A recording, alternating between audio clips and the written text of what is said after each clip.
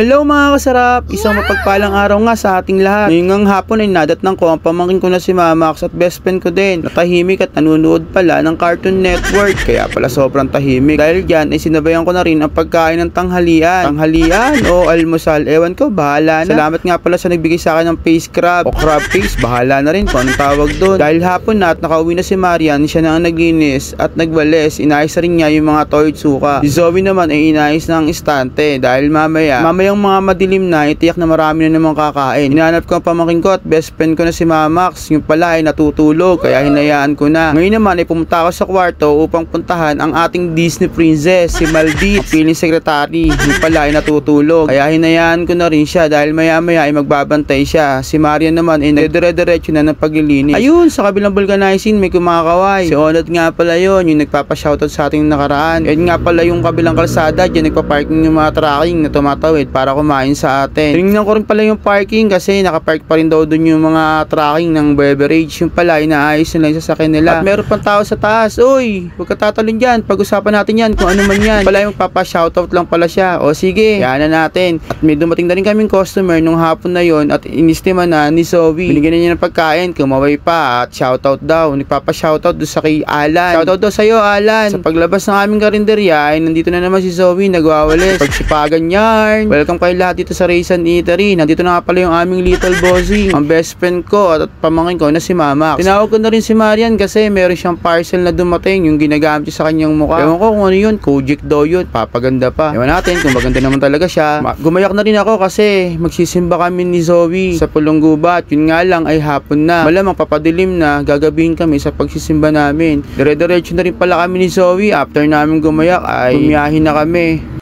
Papadilim na nga nung makaalis na kami ni Zoe, kaya eto, feeling ko gagabihin na kami pagdating namin. Siya nga pala ay sa Pulong Gubat kami sisimba, sa Barangay Bizal, sakop ng Pampanga. Nandiyan na tayo sa Pampanga, nasa Pulong Plaza na tayo. Maraming nagpupunta rito para magsimba. Ang ganda naman ng tulay nito, no? Daming pailaw. Eto na nga, ginabi na nga kami, ang haba rin pala ng pila, kasi sobrang dami nagsisimba rito. Alam nyo ba na sobrang tagal ko na nagsisimba rito sa Pulong Gubat? Hindi ako nagkakamali, halos 20 years na. Oo, ganun katagal. Ang simba dito ay every first Friday. At panata ko na rin na magsimba rito ng first Friday. Sobrang tagal na. Basta first Friday, nagsisimba ako kahit anong panahon yan. Kaya umaraw o umulan. Lagi ako nagsisimba rito kapag kahapon. Ngayon lang ako nakapagsimba rito ng gabi. Sobrang hirap pala. Napaka-traffic. At ang daming tao. Si Zoe ang kasama kong magsimba. Kaya nakasingle lang kami kasi ang naiwanan sa karinderya ay si Maldit, ang piling sekretarya, saka si Marian, saka yung pamangking ko. Pagpasok mo dito ay napakadaing mabibili. May mga pagkain, may pang-display, may mga damit, at kung ano-ano pa, sobrang dami. Buti na nga lang at nakapasok kami kahit na mahaba ang traffic. Kaya papasok na rin kami sa bisita.